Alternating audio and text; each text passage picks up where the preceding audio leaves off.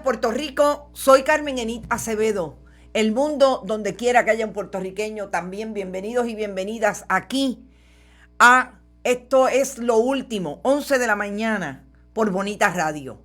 Estamos en un programa donde queremos profundizar con nuestra invitada de hoy, a quien vamos a llamar en breve, Tania Rosario Méndez, directora ejecutiva de Taller Salud, sobre la violencia machista, pero sobre todo el estado de emergencia que las organizaciones de mujeres le han pedido a la gobernadora Wanda Vázquez Garcet desde el año pasado, a Lercy Boria, procuradora de las mujeres, precisamente para atacar, para manejar lo que es un problema de todos los días entre las mujeres en Puerto Rico, que es la violencia machista. Que la última vida que cobra precisamente es la de una joven de 20 años desaparecida, secuestrada frente a su casa desde el pasado 17 de septiembre, Sabana Seca, Toa Baja, y su cadáver fue encontrado el pasado domingo en el sector Caracol de Dorado. Vamos a hablar de violencia machista, vamos a hablar también de lo que está pasando precisamente con el plan de trabajo que diferentes organizaciones le pidieron a la gobernadora desde el pasado mes de septiembre, agosto-septiembre de el 2019, y no ha pasado nada. Pero antes vamos obviamente a las palabras mágicas. Recuerden, compartan. Estamos en Bonita Radio haciendo periodismo cómo lo queremos hacer. ¿Cómo lo queremos hacer? Contestatario, de análisis e investigación. Importante que ustedes puedan llevarse las informaciones y los contextos en que se dan las noticias en Puerto Rico y en el mundo, porque también tocamos el mundo. Que usted puede ir a bonitasradio.net y allí usted puede donar a través de PayPal y tarjetas de crédito. También puede hacerlo a través de Fundación Periodismo 21, ATH Móvil, en el área de negocio. Fundación Periodismo 21 es la organización sin fines de lucro que hemos creado desde todo este proyecto de Bonita Radio para atraer fondos donde quiera que haya, para insistir en este proyecto de periodismo de investigación, que también puede hacerlo a esta dirección que aparentemente le ha dado problema a algunos internautas que tienen en pantalla: Fundación Periodismo Siglo XXI, cheques o giros postales a nombre de esa Fundación Periodismo Siglo XXI, PMB 284, PO Box 194000, San Juan, Puerto Rico 00919-4000. Tan pronto termine este programa me voy a acercar al correo para ver qué es lo que está pasando. Han llegado correspondencias, pero obviamente está pasando algo. Wanda Conde está por ahí y ya hay otra persona que también me indicó lo mismo. Que no se olviden que tenemos auspiciadores que se han juntado en esta aventura y han insistido en que el buen periodismo hace falta. Y uno de ellos es Buen Vecino Café. Vayan a Buen Vecino Café, auspícienlo, digan que son de Bonita Radio.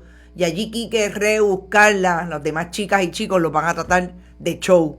Vega Alta Coop, como siempre, un servicio financiero de primera y un sistema puertorriqueño. Vamos a apoyarlos. Los que estén en la diáspora también pueden apoyar a Vega Alta Coop a través precisamente de la compra de diferentes productos, tarjetas de crédito, cuentas. Tienen todo lo que un banco tradicional también tiene, pero este es un producto netamente puertorriqueño. De wineryoutlet.com, donde allí siempre estamos al día con el vino, el espumante, y ahora abriendo para comida de 2 de la tarde a 10 de la noche. Porque yo he querido insistir en hablar de lo que incluso los artistas gráficos en Puerto Rico, uno de ellos Planeta Quique, que es quizás el artista gráfico que más utilizamos en Bonita Radio y exponemos y visibilizamos su trabajo, porque tenemos un proyecto a través de, sobre todo de Twitter, que utilizamos las imágenes de diferentes artistas, incluido Quique Renta, no es Quique Renta, perdón, Planeta Quique. Quique Renta es publicista, pero es otro. Quique hace este trabajo cada vez que nosotros le establecemos una línea que se conoce como la creatividad al servicio de la denuncia. Y es que ayer la noticia de que Rosimar Rodríguez González fue encontrada muerta. Quique siempre presente. Así es, Georgie. Gracias por estar por ahí. Está Nueva York, está todo el mundo. La noticia de que Rosimar fue encontrada muerta el pasado domingo nos sacudió porque nos imaginábamos, así como fue su secuestro, que algo malo estaba sucediendo con esa joven. Y ahí está la violencia machista una vez más manifestada en un asesinato de una joven de 20 años llena de vida, que ya nos enteraremos. Quique Estrada, gracias Mariángel, y siempre le cambio, entre los Quiques siempre cambio los apellidos. Ya nos enteraremos cómo es que se conformó esa violencia machista. Ya tenemos alguna información, pero definitivamente es lo que el movimiento de mujeres en Puerto Rico, organizado a través de múltiples organizaciones, valga la redundancia, le ha denunciado a esta administración desde el día 1. Y lleva por lo menos 2 años estableciendo la necesidad de que el Estado asuma su responsabilidad de declarar un estado de emergencia, porque ahí están las mujeres asesinadas, ahí están las mujeres agredidas diariamente, ahí están las niñas y las estudiantes en los diferentes escenarios igualmente impactadas por la violencia de género. Y yo quiero hablar con Tania Rosario Méndez, que es una joven que dirige una de las organizaciones que está en ese esfuerzo diario de atender a las mujeres que en Puerto Rico son víctimas de violencia y que llegan a estas organizaciones. Porque me parece que el esfuerzo de las organizaciones es precisamente la voz más clara para establecer por qué el estado de emergencia es precisamente una emergencia. Y tengo a Tania Rosario Méndez conmigo. Buenos días, Tania. Buenos días, Carmen Enid. Gracias por tenerme. Tania, yo realmente quisiera que habláramos del estado de emergencia y lo que creo que hay que seguir repitiendo en términos de por qué la urgencia de un estado, de que el Estado establezca ese estado de emergencia para organizar los trabajos alrededor de lo que sigue siendo diario en Puerto Rico, que es la violencia contra las mujeres. Pues mira, Carmen Enid, creo que a mí me gusta aprovechar estas oportunidades para cualificar un poco qué es exactamente lo que se está pidiendo y cómo, y las diferencias de las cosas que se han aprobado. Eso es precisamente lo que queremos. Realmente la situación de violencia por razón de género, que innegablemente está experimentando un pico, ¿verdad?, de un aumento en la incidencia, es una situación extraordinaria que necesita soluciones fuera de lo ordinario. Nosotros en Puerto Rico tenemos una policía, ¿verdad?, un cuerpo policíaco estatal, un cuerpos policíacos municipales, un sistema de tribunales con sus respectivas regiones, una oficina de la Procuraduría. Esos son los mecanismos existentes ordinarios, y de forma ordinaria trabajan descoordinadamente. Y en esa descoordinación es que las mujeres nuestras mueren. Es en esa descoordinación actual, ¿verdad?, que hace que un departamento de la policía demore 4 días el inicio de una búsqueda de una joven secuestrada, ¿verdad? Son esos errores, esos ángulos ciegos y esa falta de coordinación lo que acelera las posibilidades de las mujeres de perder la vida por la violencia de género. Así que las soluciones que nosotras hemos estado como movimiento impulsando, ¿verdad?, deben ser extraordinarias, deben enviar un mensaje inequívoco desde el Estado de que la erradicación de la violencia es una prioridad para el gobierno.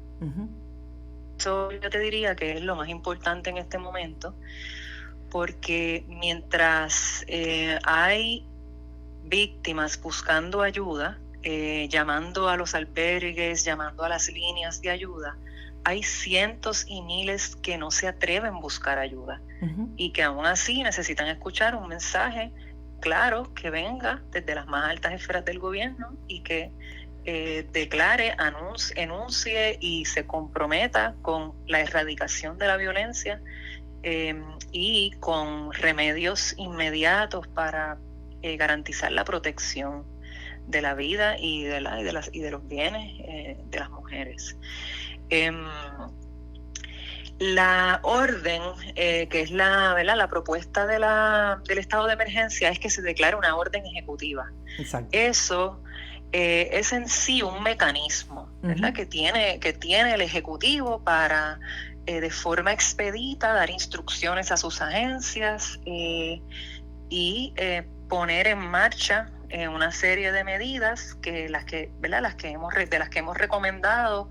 La gran mayoría de ellas no requieren erogación de fondos públicos nuevos, sino quizás una reasignación de fondos existentes o la creación de algunos mecanismos que faciliten el acceder a esos fondos, pero son fondos que existen, que están ya asignados, que ya son parte del presupuesto aprobado. O sea, no estamos hablando de recursos adicionales en este momento, a pesar de que yo sí considero que hacen falta.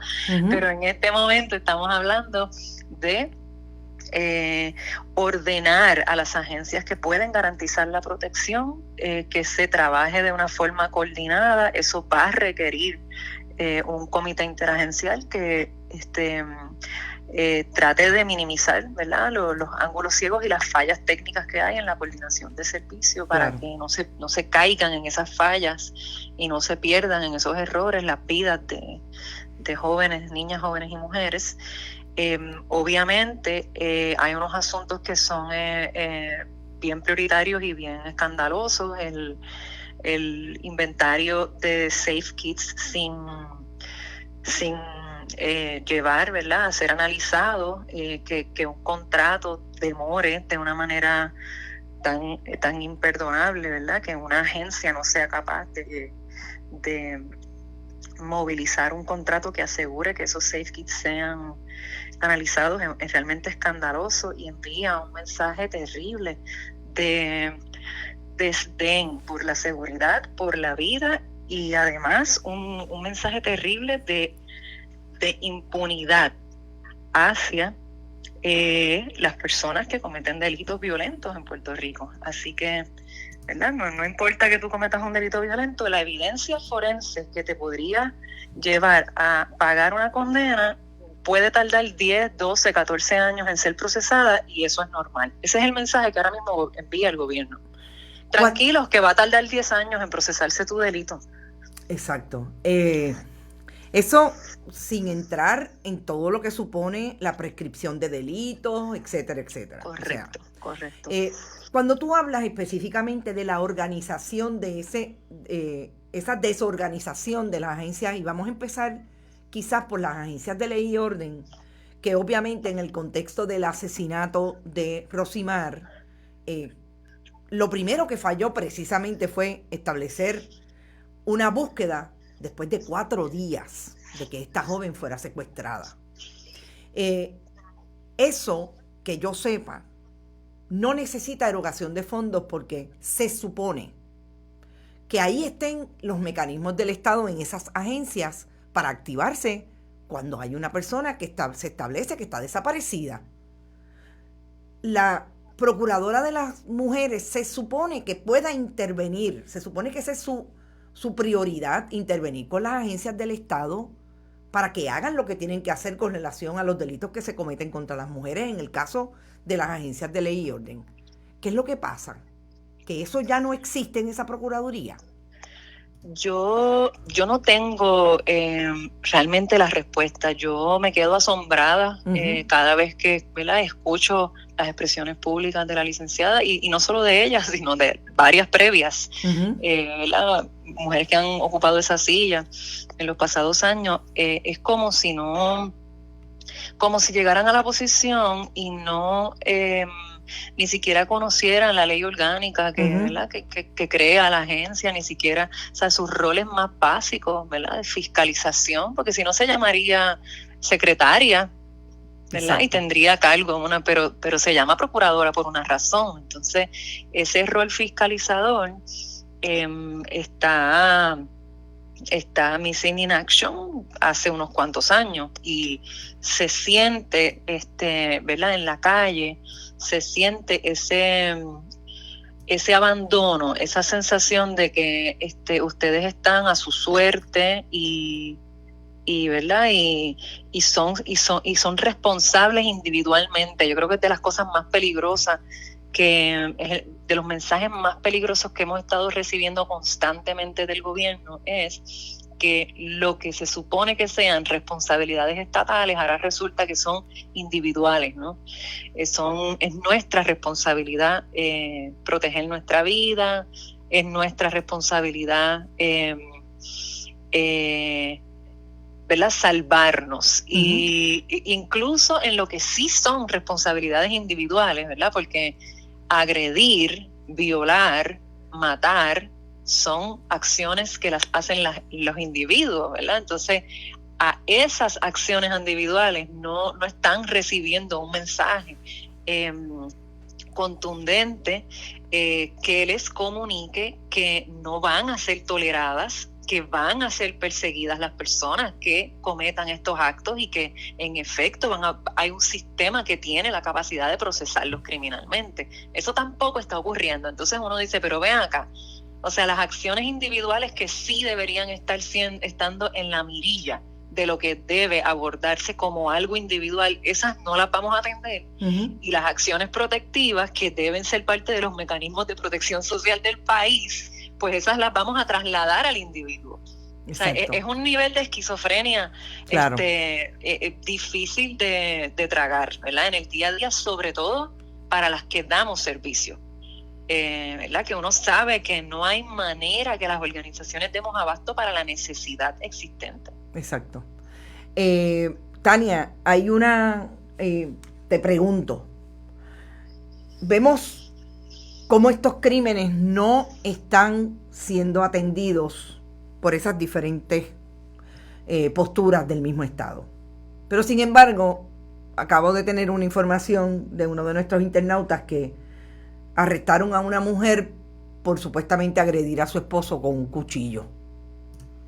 ¿Estaría el Estado igualmente enviando lo que es discriminatorio en el ejercicio de ir en busca de los que cometen delitos? Las mujeres sí, los hombres no. Bueno, no conozco detalles de ese caso. El Estado tiene unas maneras bien erráticas de responder. En otras ocasiones, cuando han habido asesinatos o situaciones violentas de alto perfil, ¿verdad? En Puerto Rico la incidencia del crimen es bien alta. Los crímenes violentos tienen alta incidencia, ¿verdad? No solamente los asesinatos, pero las agresiones agravadas, las violaciones tienen una alta incidencia, es decir, que ocurren diariamente. Sin embargo, hay algunos que agarran un perfil mayor que otros, y siempre que ocurren estas situaciones que dominan la expresión pública, el gobierno empieza a actuar de forma errática como para demostrar que hace cosas. Claro. Y entonces trata de hacer un contrapeso con otros casos en donde sí puede verse que está actuando rápido, y eso resulta a veces contraproducente, ¿verdad? Porque podría ser peligroso, es lo que quiero decir. No porque se lleven a cabo arrestos o porque se hagan cumplir de forma expedita órdenes que están ahí, sino porque realmente parece una operación de relaciones públicas. ¿Verdad? Realmente lo que parece es que hay una desesperación por demostrar que sí se está haciendo algo, aunque lo que se esté haciendo sea disparatado o errático. Claro. La aprobación de la alerta nacional, por ejemplo, es un tremendo, ¿verdad? Fue un tremendo ejercicio de relaciones públicas. Exacto. Y demuestra, ¿verdad?, que no hay seriedad, ¿verdad?, que tú tienes probablemente reunidas por 3 o 4 sesiones de trabajo, el grupo de personas con mayor expertise en lo que tiene que ver en Puerto Rico con violencia por razón de género, y luego que las tienes ahí reunidas, regalando pericia, tiempo, ideas, etcétera, lo que resulta de todo eso es un ejercicio de relaciones públicas con un comunicado de prensa. Realmente, o sea, son unos niveles de...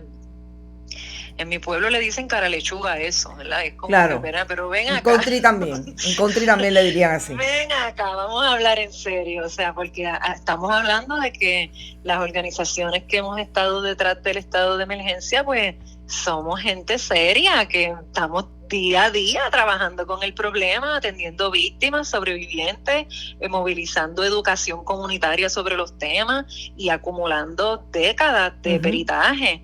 Entonces, ¿verdad?, sí hemos estado disponibles para ayudar a redactar el contenido de una orden ejecutiva, que asegurándonos además que no representa una erogación de fondos, porque sabemos la situación que está el gobierno, etcétera, y aún así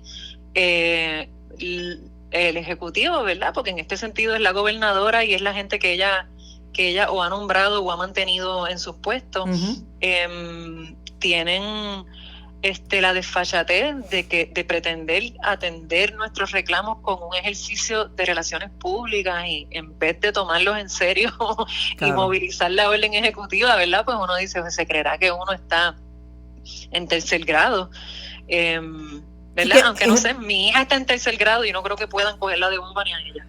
Claro, que también un poco se mezcla ahí la falta de respeto precisamente a las organizaciones que han hecho un trabajo de base décadas. En Puerto Rico, el movimiento de mujeres tiene una presencia, y con los años mucho más amplia, incluidas otras generaciones que se han sumado, las nuevas generaciones que están haciendo un trabajo. Se parecería que hay una burla de parte del Estado con relación a esa gente que trabaja.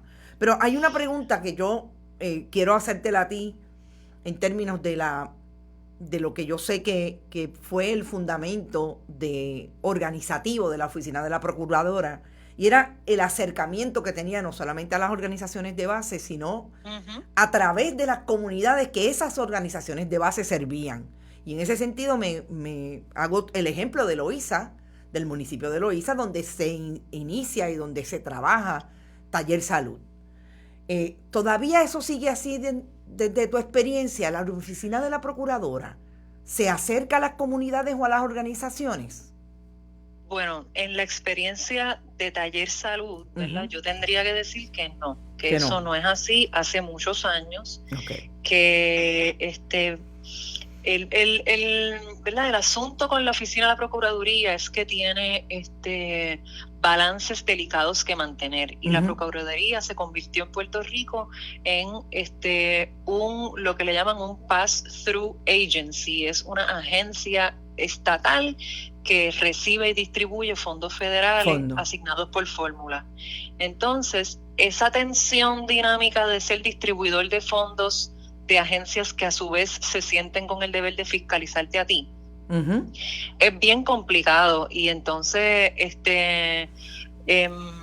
las distintas personas que han ocupado esa silla pues han caído, ¿verdad?, en el error de utilizar los fondos para castigar las expresiones públicas de organizaciones que denunciemos, ¿verdad?, inacción de la Oficina de la Procuraduría. Así que eso es bajo, tú sabes, y mancha la reputación también de la Oficina de la Procuraduría. Así que ahí pues hay trabajo que hacer, y ciertamente la orden ejecutiva solicitada era una tremenda oportunidad para traerlas, ¿verdad?, asumir un liderato nuevo, comprometerse con un cambio en la gestión de esa oficina. O sea, ahí había una tremenda oportunidad. Yo a veces no sé cómo la gente no ve las oportunidades que le caen en la falda.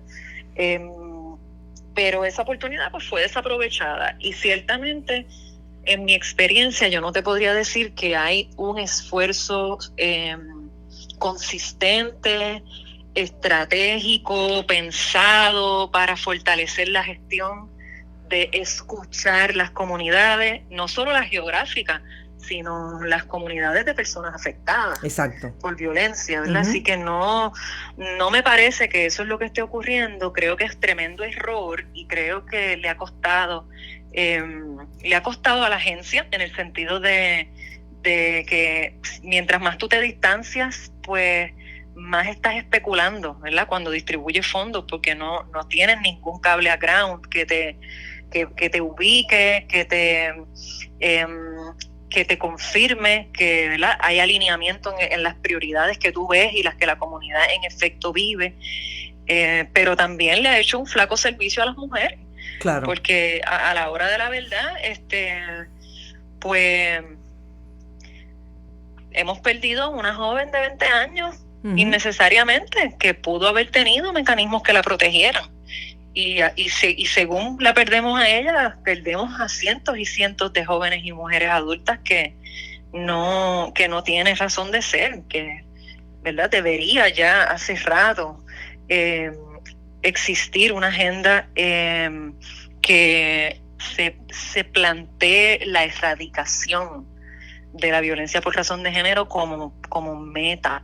Eso tiene que tener objetivos a corto, mediano y largo plazo. Y a corto plazo la acción tiene que ser inmediata. Y a largo plazo es la educación para la equidad. Nada nos salva de eso, es el único camino. Exacto. Pueden evadirlo como quieran, pero a la hora de la verdad, pues la sangre la tienen en las manos ellas y ellos.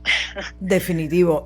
Tania, por último, hablas de la educación por la equidad. Sabemos las controversias que hay ahora mismo relacionadas con aspirantes a la gobernación, con el tema de nunca acabar de la perspectiva de género, que se instituyó en un momento en el sistema de educación pública, y las administraciones del Partido Nuevo Progresista han eliminado y han sacado literalmente de los currículos.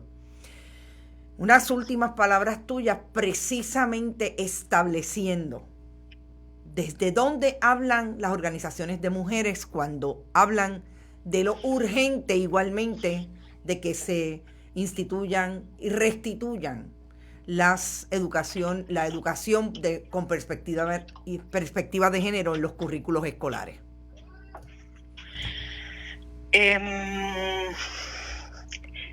Yo te diría que la violencia por razón de género es una expresión del problema de fondo.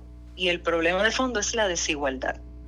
Y la desigualdad de género no desaparece porque tú no la quieras nombrar, claro, o porque tú, ¿verdad?, te afirmes como una persona que no cree en la perspectiva de género.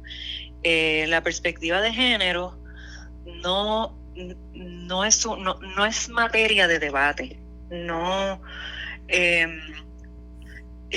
pertenece al ámbitos no pertenece al ámbito de la fe, por ejemplo, en donde tú puedes escoger si crees o no. La perspectiva de género es un lente, es una forma de mirar, existe aunque se niegue, y es lo que nos permite comprender la desigualdad. Y la desigualdad existe aunque se niegue, claro, y causa daño y causa muerte. Así que toda cosa que cause daño y cause muerte hay que examinarla, comprenderla y frontalmente proponernos erradicarla. Todo sistema de opresión que cause daño y muerte. No hay otra forma de darle la vuelta a eso. Y yo de verdad siento mucho desgaste de tener que estar defendiendo lo obvio y tener que estar sentirme como que me tengo que meter en un debate polarizado sobre quién cree y quién no cree en la perspectiva de género. O sea, para mí, ¿verdad? Yo no estoy en ningún puesto electo, ni he estado, así que no, ¿verdad? No puedo, esa no es una subjetividad que yo tenga, pero claro, sí tengo que decir que es muy cobarde acomodarse en aguas tibias en torno al tema de la desigualdad de género y la violencia.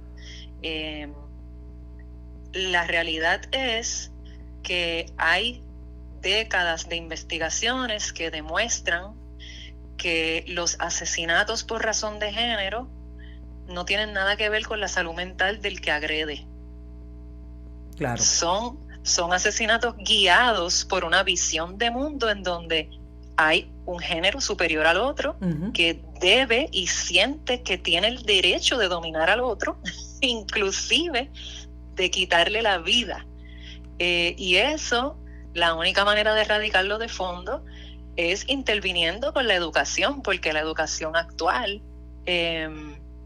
aunque pueda haber gente bien intencionada con buenos valores, etcétera, siendo quienes enseñan, pero el paradigma es reforzado por la educación actual. El contenido de los libros, de los currículos actuales refuerza una idea de superioridad masculina y blanca. Y esas ideas no son inofensivas.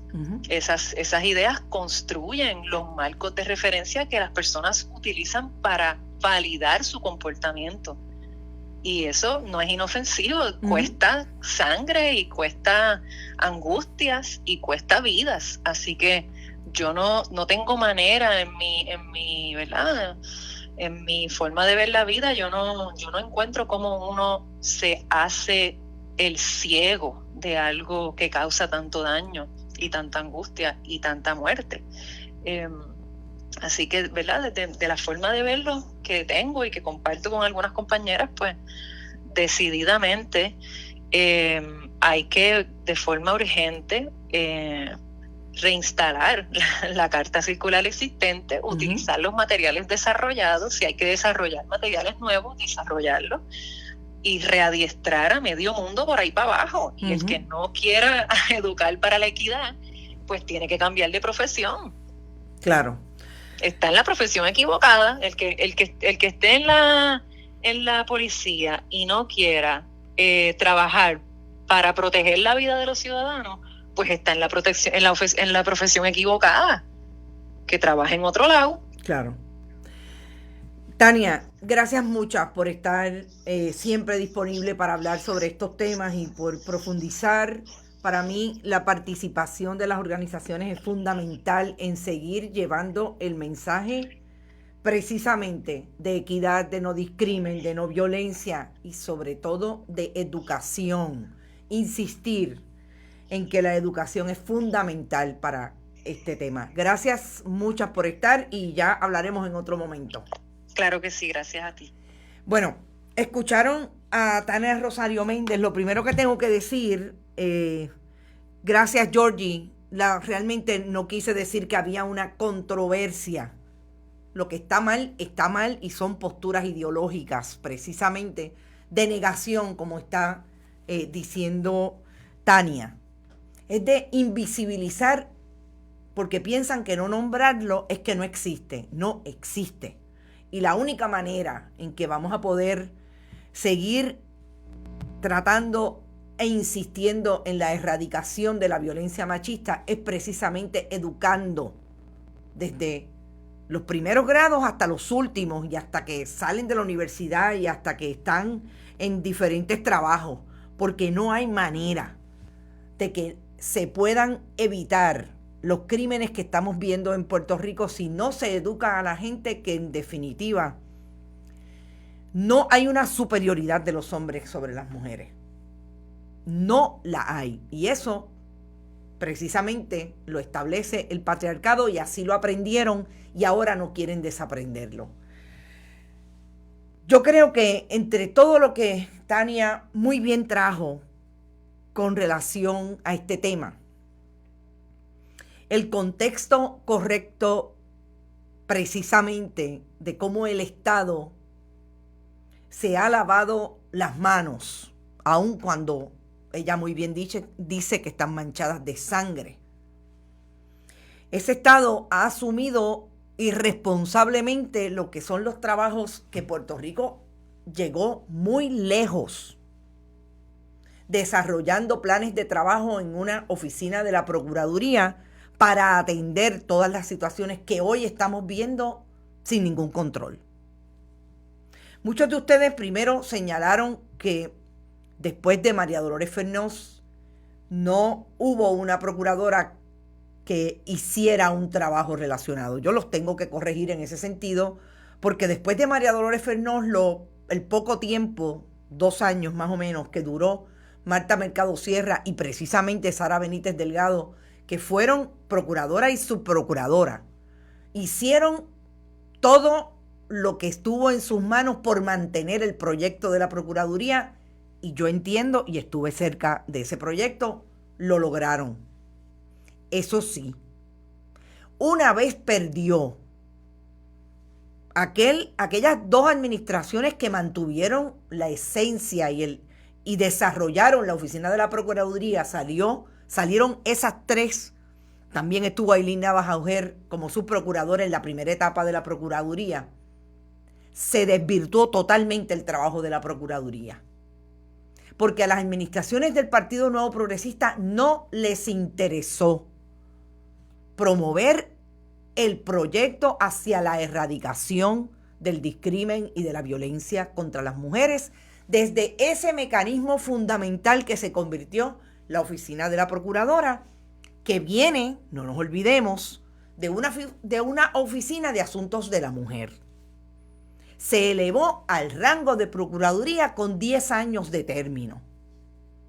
Y todas las que vinieron luego, incluida Wanda Vázquez Garcet, gobernadora hoy sucesoral, se convirtieron en esos fotutos del Partido Nuevo Progresista alrededor de esa oficina. Y en efecto, lo que dice Tania, así ha sido, y ahí están las organizaciones de base para decirlo. Esa administración de los fondos que llegan a esa oficina se convierten en esas agencias que lo que están es asignando fondos. Utilizaban el mecanismo de la asignación de fondos para penalizar a quienes se atrevieran a salir públicamente a denunciar lo que estaba ocurriendo alrededor de esa oficina, de que el Estado no tenía proyectos con las diferentes agencias precisamente para hacer el trabajo de fiscalización y que esas agencias hicieran un trabajo alrededor de todos los asuntos de las mujeres. Sí, desde el día 1 se utilizó para eso. Ahí están las denuncias de las organizaciones de base que dicen directamente quiénes son las que hicieron eso en la oficina de la Procuraduría.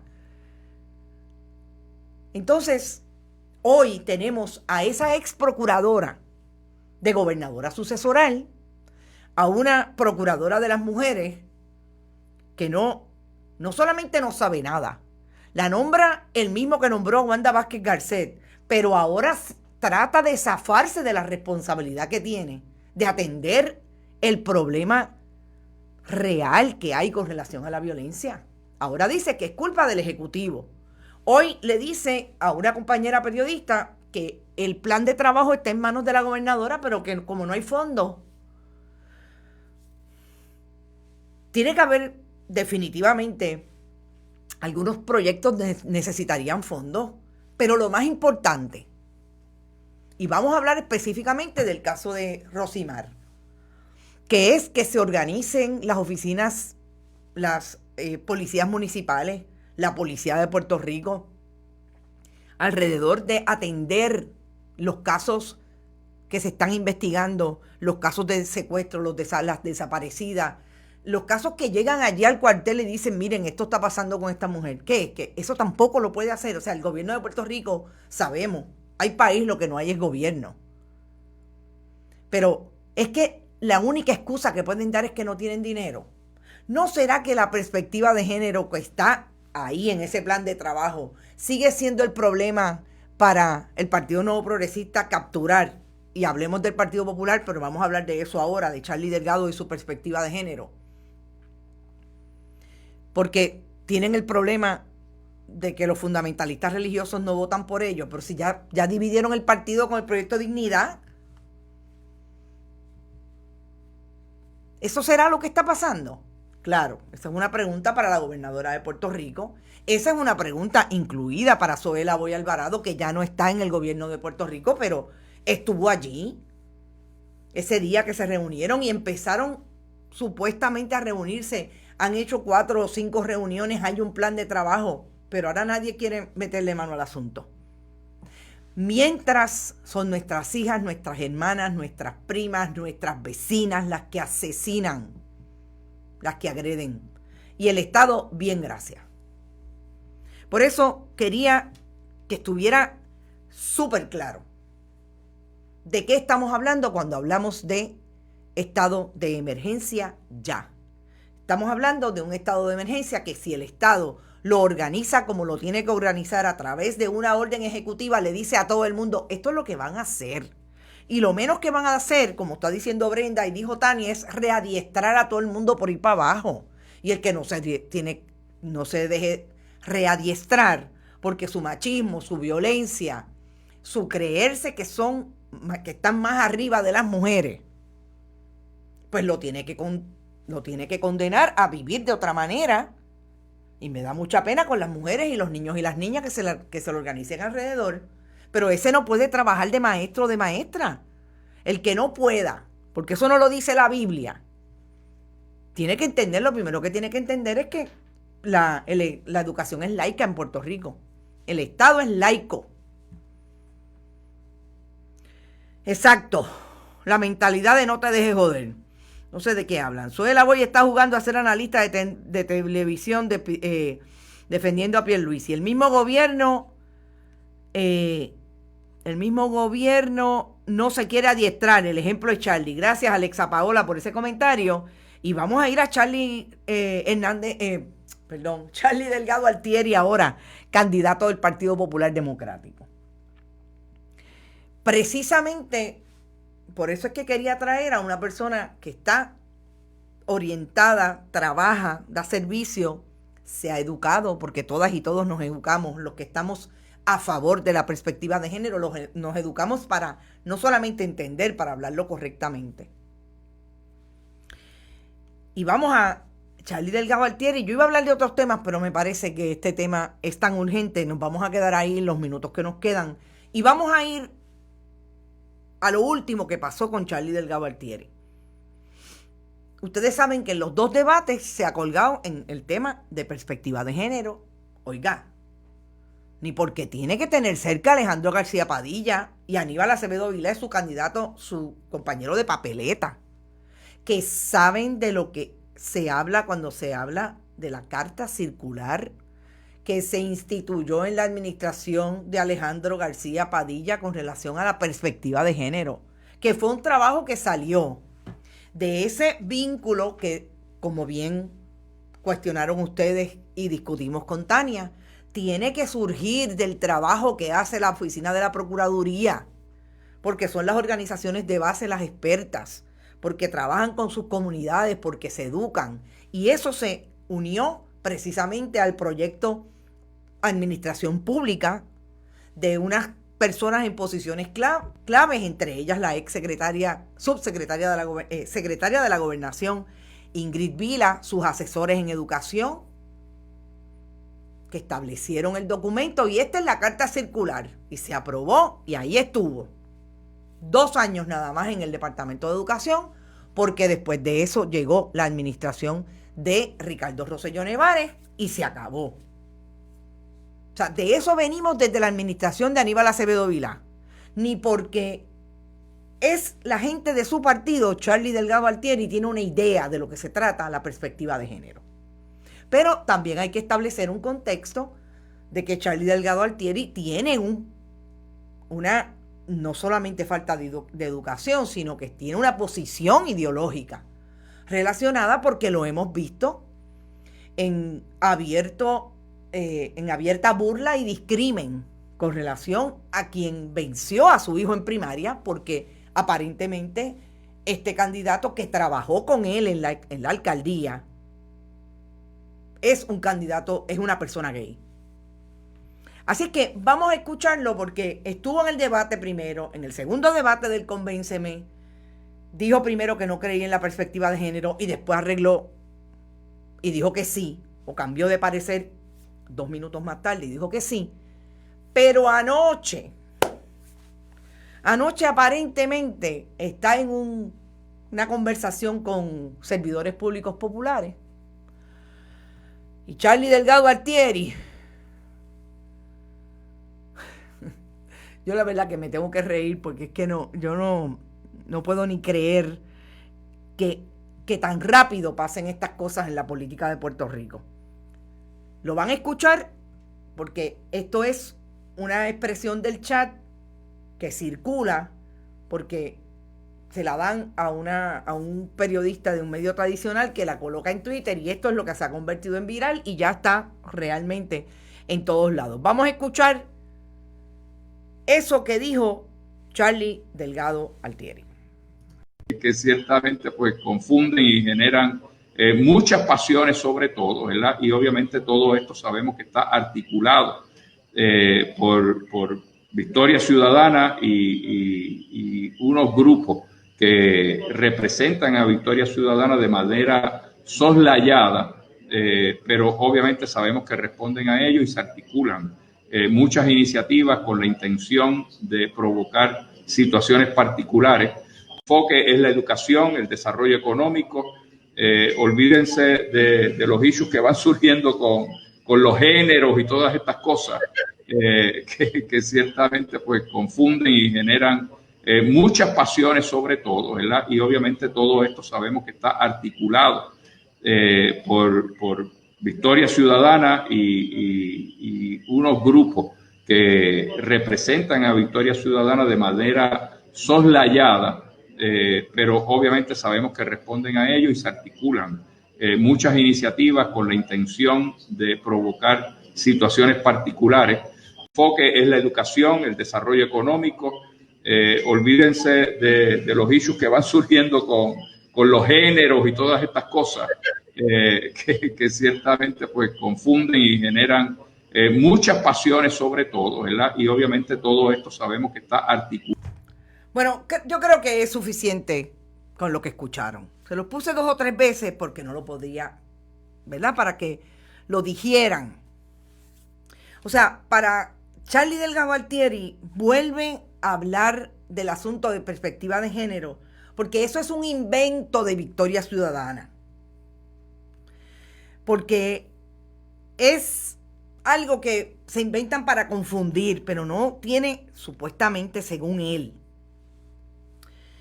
Olvídense de los issues que están surgiendo con los géneros y todas esas cosas que ciertamente pues confunden y generan muchas pasiones. Obviamente sabemos que está articulado desde Victoria Ciudadana y unos grupos que representan a Victoria Ciudadana de manera soslayada. Primero, no solamente se ríe él, hay también una contestación a la risa de él, de otra persona que está aparentemente conversando en esa intervención del político con sus huestes servidores públicos. El problema que tiene esto es que no hay manera que después de todas las instancias en que Charlie Delgado ha tratado de presentarse como una persona inclusiva, se le pueda creer que lo sea. Porque esto, que para mala suerte de él salió y para buena suerte del país salió, establece claramente que es una persona como muchos otros y otras que creen en que estos son como esta manera de zafarlo, estos issues de que esas cosas que crea la gente para confundir. Me parece estar escuchando a un fundamentalista religioso que, pues tú sabes cómo hablan, tú sabes cómo hablan las mujeres, o cualquiera en la mesa de una casa, porque esta es la manera en que se ningunea lo que tiene pertinencia, en que se ningunea lo que le causa la muerte a una persona, a una mujer en este caso. Pero cuando una insiste en el tema, pues entonces somos changas, entonces esa es la expresión de Charlie Delgado. Y alrededor de Charlie Delgado hay mujeres que supuestamente son feministas. Hay mujeres en el Partido Popular que están dentro de esa campaña que se supone que hagan un trabajo para defender a ese candidato, pero este es el candidato que sale hacia afuera. Este es el candidato que establece que no es homofóbico, pero que lo vemos hablando sobre la perspectiva de género de una manera que parte del desconocimiento, pero volvemos. Usted es candidato y usted tiene un interés genuino en defender las posiciones del país y de las personas que representan a ese país, que son múltiples las diversidades. Usted no tenía por qué saber. Hemos hablado aquí antes de que yo sé. Usted no tenía por qué saber, pero usted sí tiene que aprender. Usted sí tiene que educarse. Y no tiene por qué saber porque sabemos que la socialización ha sido para todos y todas de esa manera. Pero ¿por qué habemos los que hemos desaprendido y esta gente no quiere desaprender? Yo creo que ahí es donde está la médula de toda esta discusión. De todas estas posiciones que unos y otros asumen. Entonces, la ventajería política de creer que el país no puede profundizar en lo que realmente le es importante, que es que usted no tiene conocimiento, que si no tiene conocimiento aparentemente tampoco le interesa aprender y desaprender esa conducta, pero lo único que sí le importa es ganar las elecciones el próximo 3 de noviembre. Y yo creo que a Puerto Rico y a nuestras mujeres se nos va la vida con estas posiciones. Ni hablar del asunto, dice Nena Cruz, que no es homofóbico. Claro que es homofóbico. Y que le ríen las gracias. Sí, le ríen las gracias. Yo quisiera estar por un rotito, ver esas reuniones y ver esas mujeres que yo sí sé que están en esa campaña. A ver cómo reaccionan a todo esto. Y yo lanzo la invitación, aunque ya estoy en proceso de enviar las cartas que ayer les dije que iba a enviar a todos los candidatos. En Bonita Radio queremos entrevistarlos a todos. Y ustedes se enterarán quién nos contesta, quién nos contesta. Nosotros hicimos un acercamiento en primarias para hablar con Charlie Delgado y no nos contestaron. Yo voy a enviar la carta que le voy a enviar a todo el mundo. Porque en efecto yo creo que esta conversación tiene que darse y que sean los candidatos y candidatas quienes nos digan. Y ustedes puedan aquilatar las posiciones de unos y otros. Keisha Soler dice, diste en el clavo, me imagino que en el claco, me imagino que diste en el clavo. Gracias, Keisha, por tu comentario. Y no te había visto por ahí. Quizás te había visto, pero yo siempre me confundo. Si yo como ciudadano el desconocimiento a la ley no me exime de mi falta cuando un oficial de la ley me detiene, él como político tampoco, peor aún, vergüenza le deben dar a todos ellos. Claro, Iliana, de eso es lo que hablo.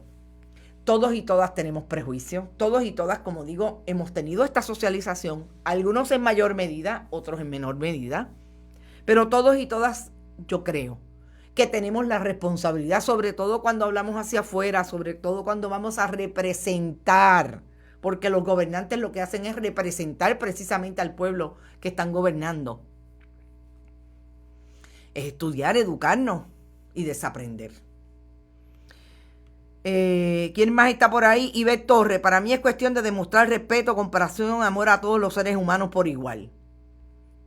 Iris Alicea, hola. Iris, llegaste tarde, pero lo vas a escuchar ya mismo. Yo me tengo que ir porque por ahí viene Rodrigo Otero Goico, pero quiero hablar con ustedes. Bien lo describió Carmen Yulín, es de convicciones acomodaticias.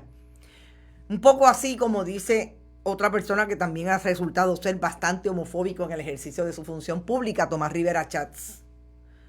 Bien lo describió, reaccionan igual que el gobierno cuando Trump les tiró papel y servilleta. No es equivocarse, es reconocer y aprender, exactamente. De la única manera en que usted se puede mover hacia una mentalidad, hacia una ideología fundamentada en la equidad, en una manera de vivir fundamentada en la equidad y en el no discrimen, es precisamente estableciendo que tiene un problema de educación al respecto. Porque definitivamente él no maneja los conceptos. Entonces, hay que empezar por ahí. Pero es mucho más profundo porque usted tiene que realmente querer desaprender esa conducta. Ya no va a ser como Ya no va a ser como le decían antes, que las mujeres lo tienen que obedecer. O sea, y eso hay que tener babilla para llegar hasta ahí. Charlie busca el voto reaccionario del PNP desencantado. El animal de sacrificio es la mujer, el homosexual. Gracias, Luli Feliciano, por tu comentario. Alguien también decía que Enid Gavilán fue procuradora de las mujeres. No fue procuradora de las mujeres, fue directora de la oficina de la mujer del municipio de San Juan. Todos son machistas y homofóbicos en la práctica. Ahora tengo dudas, pero casi estoy segura que no, porque la que vino ahí fue la ex jueza Bonilla y después Wanda Vázquez Garcet. Que me corrijan las feministas que están por acá. Querían Charlie, cojan Charlie. Yo soy Cleopatra, dice Irisita Delgado. Pienso que Yulín era una gran candidata, todavía tenemos que aprender, dice Nena Cruz. El machismo mata más que el coronavirus. Así es. Y por último, Elsa Gómez, son machistas y homofóbicos en la práctica, definitivamente. Lo escucho después, estaba haciéndome laboratorio, dice Iris Alicea. Yo creo que lo más importante, gente, que insistamos en el tema de que hemos discutido hoy, que el asunto de la perspectiva de género es fundamental en todos esos planes de trabajo, y en ese plan de estado de emergencia ya está incluido. Está incluido los readiestramientos, está incluida, por ejemplo, una legislación que va al asunto de la protección del hogar seguro de las mujeres cuando son víctimas de violencia doméstica. Hay todo un cuerpo de mecanismos que requieren, en algunos casos requieren erogación de fondos, pero son los mínimos. Eso es lo que busca el estado de emergencia. Organizar y que todo el mundo se ponga a trabajar. Y el que no pueda, que se quite del medio. Sobre todo los maestros y las maestras que están alineados con la Biblia debajo del sobaco y por osmosis sobacal pretenden educar a los niños y a las niñas desde esa estructura religiosa fundamentalista, que lo que le ha hecho es mucho daño a las mujeres y mucho daño al país. Así es que yo me tengo que ir. Yo les he compartido las imágenes y se las voy a dejar por último de la manifestación, de la actividad de denuncia que hicieron ayer las mujeres, el movimiento de mujeres, la colectiva, Movimiento Amplio de Mujeres y otras, Taller Salud y otras organizaciones, precisamente para visibilizar lo que son las muertes y los cadáveres del patriarcado.